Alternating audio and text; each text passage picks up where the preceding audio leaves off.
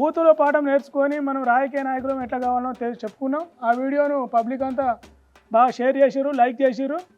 అంతేకాదు మీరు 90% మార్కులతో పాస్ అయ్యారు. ఇంత కుయ్యాలే మెలుగ పెడుతున్నావు కానకయ్య కాక.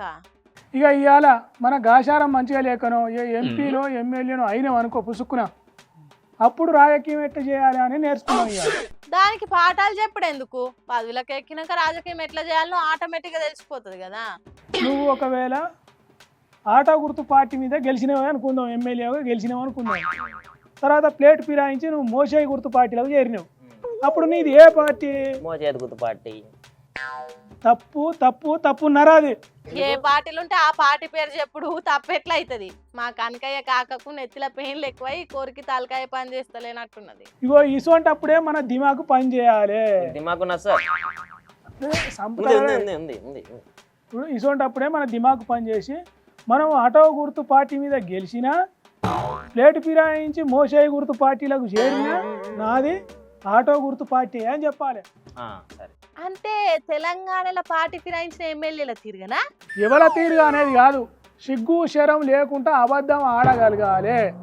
మెడల మోషేయి గుర్తు పార్టీ కండు వేసుకున్నా మేము ఆటో గుర్తు పార్టీలే ఉన్నా అని చెప్పగలగాలి. సురేష్ అర్థమైందనా? అంటే ఇప్పుడు విలువలు తొక్క తోటకూర ఏం అవసరం లేదా? అట్లయితే నువ్వు రాజకీయ లీడరు కాలేవు తల్లి. ఒకవేళ స్పీకర్ సారు నువ్వు ఆటో గుర్తు పార్టీలనే ఉన్నావు అని అన్నాడు అనుకో, అదే రైట్ అనాలి. మీటింగులలో పోయినప్పుడు పార్టీ ఫిరాయించిన మోషేయి గుర్తు పార్టీ కదా, ఇదే మా పార్టీ అనాలి. అదే రాజకీయం. అంత తిప్పలేందుకు, రాజీనామా చేసి గెలవచ్చు కదా. అట్లయితే పెద్ద తప్పు అవుతుంది మాటలు వినకూడదు. ఎందుకంటే మనకు ఓట్లు వేసిన జనం బీఫామ్ ఇచ్చిన పార్టీ ఉంటుంది కదా, వాళ్ళు పగబట్టి ఓడిస్తారు. మనం పంతాలకు పోయి 5 ఏళ్ల పదవిని ఆగం చేసుకోవద్దు. నాకు అర్థమైంది. కడియం శ్రీహరి రాజీనామా చేసి ఉప ఎన్నికకు పోదామంటే రేవంత్ రెడ్డి భయపడ్డాడట. కేసీఆర్ రంగంలోకి దిగి ఓడిస్తాడు వద్దని చెప్పిండని అంటున్నారు. దాని గురించే కదా నువ్వు చెప్పేది? ఎవరి గురించి కాదే తల్లి, ఈ పిల్లలను రాజకీయ దారిలో పెట్టడానికి ఒక ప్రయత్నం చేస్తాను. చెప్పు చెప్పు, వద్దంటింటావా నువ్వు? మీడియా వాళ్ళు వచ్చి మీరు ఏ పార్టీలు ఉన్నారని అడిగిండ్రు అనుకో, ఏ పార్టీలు ఉన్నామో గా పార్టీలనే ఉన్నా అని చెప్పాలి. మస్తు తెలివి ఉన్నట్టు చెప్పాలి. జనానికి చెడగోపం పెట్టాలి. అట్లా చేస్తే ఇంకోసారి జనం నమ్మ ఓట్లేస్తారా అని. Very good question. ఇప్పుడు ఎన్నికల ముందు ఏ పార్టీ గెలుస్తుందో అంచనా వేయాలి. ఆ టైంకు ఆ పార్టీలకు జంపుకోవాలి.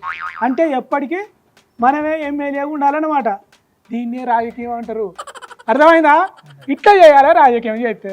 ఎవడు చెప్పిండే నీకు ఫాల్తు రాజకీయాలు? ఎవడో దిక్కుమాలినోడు చేసిన తీరుగానే చేయాలని పిల్లలకు చెప్పి చెడగొడుతున్నావు. ఒకప్పుడు ఉరి పెట్టుకొని సత్య అని తిట్లు తిట్టిన ఒక లీడర్నే వాళ్ళ పార్టీలు చేరినాక మంచోడు గొప్పోడు మనసున్న మహారాజు అని మనం మనసు చంపుకొని పొగిడాలి. అట్లాంటి బతుకు ఎందుకే బతికి? భూమి మీద ఉన్న 4 రోజులైనా నీతిగా బతకాలి గాని. నీతి ఖ్యాతి అనేటి పనిచేయాలి మన కాడ. రాజకీయాలలో గోతి దివసుడు నేర్చుకోవాలి, మందిని ముంచుడు రావాలి. అట్లయితేనే మీరు రాజకీయ లీడర్లు అవుతారు. మిమ్మల్ని రాజకీయ నాయకులను చేస్తా, బుద్ధి చెప్తా అని తీసుకొచ్చి మాకు అడ్డమైన మాటలు చెప్తున్నావు. చాలు, నేను బీక్తా. సురేష్కి ఇట్లా అయిపోయి చెప్పే పాఠాలకు నేను కూడా బీక్తాను. అవే రాజకీయ లీడర్లు కూడా అంటే పుత్తదే అనుకున్నారా? అబద్ధాలు ఆడాలి, తిమ్మిని బమ్మి చేయాలి, గారడి మాటలు చెప్పాలి. అబ్బో చిన్నగా ఉంటుంది అనుకొని వచ్చిన ఆరు మా చెప్పినావు కానీ ఇంకోసారి రాజకీయ పార్టీలని పోరగాన్లను తీసుకొచ్చి పాఠాలు చెప్పినావు అనుకో, నేను కాదు వాళ్ళే కాలిరుగా కొడతారు. చూసిండ్రా, కొంతమంది లీడర్లు చేస్తున్న తీరు చూసి వాళ్ళ తీరుగా రాజకీయం చేసుడే అసలైన రాజకీయం అన్నట్టు చేస్తున్నాడు మా కాక కనకయ్య. అసొంటి గొప్ప గొప్ప లీడర్లు ఉన్నారు మనకు. ఏందో ఏమో పోన్రి.